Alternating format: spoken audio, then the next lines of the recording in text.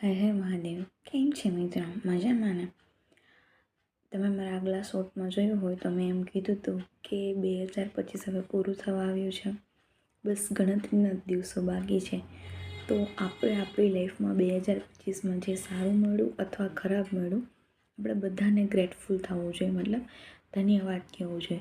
કેમ કે જે સારું મળ્યું છે તો આપણને ખુશી આપવાનું જ છે, પણ જે આપણી સાથે ખરાબ થયું છે એ આપણને કંઈક સારો અનુભવ આપીને જશે, જેથી આપણે નવા સમયે નવા વર્ષે ધ્યાન રાખશું.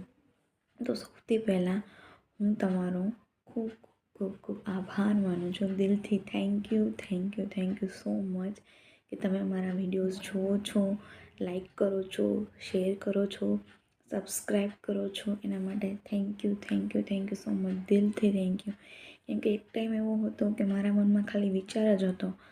આજે ભલે આપણી 38 લોકોની ફેમિલી છે, 38 લોકો મારી સાથે જોડાયા છો, પણ હું દરેક મેમ્બરને દિલથી થેન્ક યુ કહું છું.